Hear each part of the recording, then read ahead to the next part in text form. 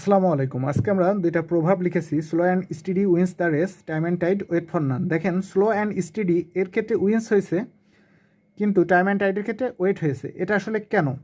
অনেকে বলে এটা প্রভাব, তাই গ্রামার মানে না। আসলে কথাটা সত্য নয়।